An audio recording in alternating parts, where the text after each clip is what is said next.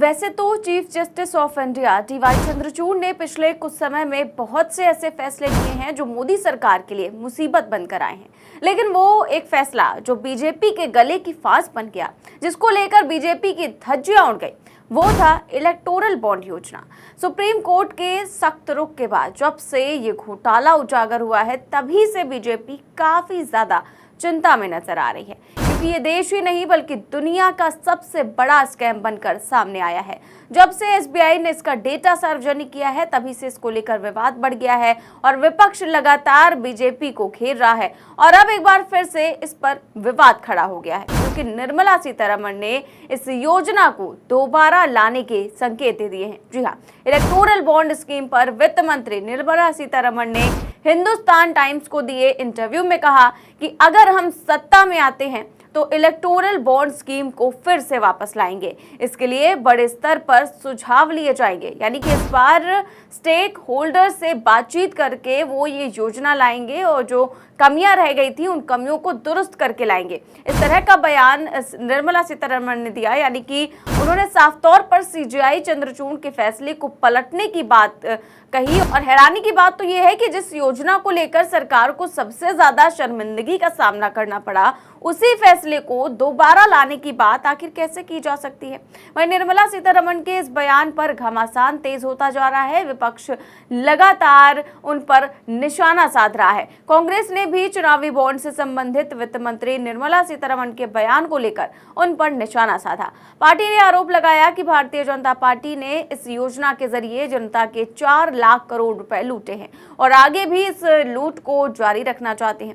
Party महासचिव जयराम रमेश ने भी ये दावा किया कि जमीनी स्तर से मिल रही खबरों के मुताबिक भारतीय जनता पार्टी सत्ता से बाहर जा रही है। जयराम रमेश ने ट्विटर पर पोस्ट करते हुए लिखा कि वित्त मंत्री निर्मला सीतारमण ने कहा है कि अगर बीजेपी सत्ता में लौटती है तो वो चुनावी बॉन्ड वापस लाएगी। इसे सुप्रीम कोर्ट ने असंवैधानिक करार देते हुए अवैध घोषित कर दिया था। हम जानते हैं कि बीजेपी ने पे पीएम घोटाले में जनता के 4 लाख करोड़ रुपए लूटे हैं। वो इस लूट को जारी रखना चाहते हैं। सोचिए, अगर वो जीतते हैं और चुनावी बॉन्ड को फिर से बहाल करते हैं तो इस बार वो कितना लूटेंगे।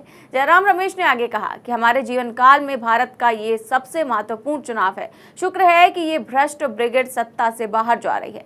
जमीनी स्तर की खबरों से ऐसा बिल्कुल स्पष्ट नजर आ रहा है। वहीं कपिल सिब्बल ने भी इस पर प्रतिक्रिया व्यक्त की है और क्या कुछ कहा है, वीडियो देखिए। मैं निर्मला सीतारमण जी का बहुत आदर करता हूं, लेकिन उन्होंने पीछे एक पत्रकार को इंटरव्यू दिया जिसमें उन्होंने कहा कि हम इलेक्टोरल बॉन्ड्स वापस लाएंगे। अब मुझे, और साथ में ये भी कहा कि जब इलेक्टोरल बॉन्ड लाए गए थे तो पारदर्शिता की वजह से लाए गए थे। This is exactly the opposite of what the supreme court has said. Supreme court ने कहा है कि ये ट्रांसपेरेंट नहीं है, नॉन ट्रांसपेरेंट तरीके से लाए गए थे और इनको अब दिक्कत ये हो रही है कि इस चुनाव के लिए तो इनके पास पैसे हैं, क्योंकि बहुत इकट्ठे कर लिए और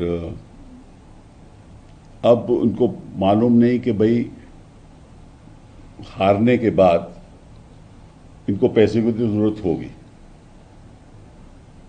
ऑफ कोर्स निर्मला जी तो कह रही हैं कि भाई हम जीतेंगे और दोबारा लाएंगे, लेकिन ये इनसे पूछना चाहता हूं, खास तौर पे मोहन भागवत जी से, कि आप चुप क्यों हैं। पिछली बार भी मैंने ये सवाल पूछा था, सुप्रीम कोर्ट की जजमेंट आ गई, उन्होंने कहा था ये अवैध पैसा है, गलत तरीके से लाया गया, और मोहन भागवत जी आज भी चुप हैं।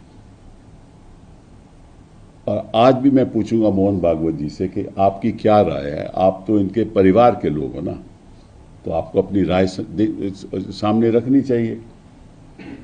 और निर्मला जी तो जैसे मोदी जी गारंटी करते हैं, मोदी की गारंटी, ये तो निर्मला की गारंटी लगती है मुझे कि हम दोबारा इलेक्टोरल बॉन्ड लाएंगे।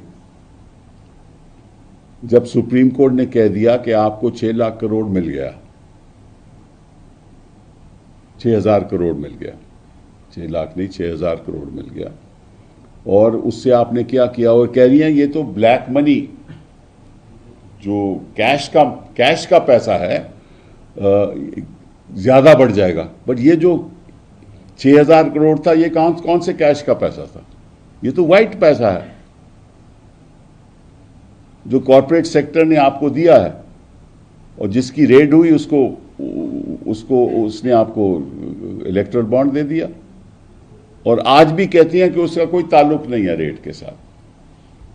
तो एक तो मोहन भागवत जी इस पे स्पष्टीकरण दें, और दूसरा प्रधानमंत्री जी आज भी कहते हैं कि ये ये इलेक्टोरल बॉन्ड जो लाए गए थे वो सही तरीके से लाए गए थे। हालांकि सुप्रीम कोर्ट ने जब फैसला दे दिया कि ये गलत था, तो प्रधानमंत्री जी को इलेक्शन के दौरान ऐसी बात नहीं करनी चाहिए। तो कपिल सिब्बल ने कहा कि मैं निर्मला सीतारमण का सम्मान करता हूं। एक इंटरव्यू में वो कह रही हैं कि इलेक्टोरल बॉन्ड को फिर से लाएंगे। उन्होंने ये भी कहा कि जब पहली बार ये स्कीम ट्रांसपेरेंसी को ध्यान में रखकर लाई गई थी, सुप्रीम कोर्ट ये कह चुका है कि इसमें कोई भी ट्रांसपेरेंसी नहीं थी।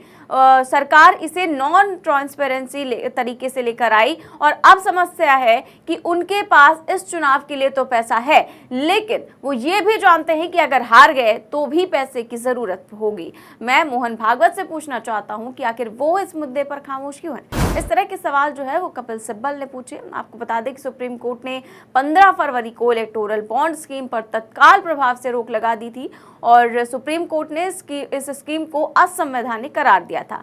और 2018 से लेकर अब तक इलेक्टोरल बॉन्ड के जरिए सबसे ज्यादा चंदा बीजेपी को मिला है। 6 साल में चुनावी बॉन्ड से भाजपा को 6,337 करोड़ का चुनावी चंदा मिला, तो वहीं कांग्रेस को 1,108 करोड़ रुपए का चंदा मिला है। लेकिन क्योंकि बीजेपी को सबसे ज्यादा चंदा मिला है और इसी को लेकर विपक्ष जो है वो बीजेपी को घेर रहा है, और बीजेपी ही ये नहीं चाहती थी कि ये सारा घोटाला जो है वो सबके सामने आए। और इसी को लेकर जब प्रधानमंत्री मोदी से भी इंटरव्यू में सवाल पूछा जाता है तो वो भी सेम बात कहते हैं। वो कहते हैं कि हम इसे कालाधन को जो है खत्म करने के लिए लाए थे, और अब कालाधन बढ़ेगा और इसको जिसने भी इस पर फैसला दिया उसे पछताना पड़ेगा। यानी कि वो भी CGI चंद्रचूड़ के फैसले की खिलाफत की बात करते हैं। और अब उनकी मंत्री जी वित्त मंत्री निर्मला सीतारमण भी इसी तरह की बात कर रही हैं, और वो कह रही हैं कि जब हम सत्ता में वापस आएंगे तो हम इलेक्टोरल बॉन्ड योजना को वापस लेकर आएंगे। इसी को लेकर विपक्ष जो है वो हमलावर नजर आ रहा है। फिलहाल आपकी इस पर क्या राय है? वित्त मंत्री निर्मला सीतारमण का जो बयान है उस पर आप क्या सोचते हैं? हमें कमेंट बॉक्स में जरूर बताएं। चैनल को सब्सक्राइब भी करें और ज्वाइन भी। नमस्कार।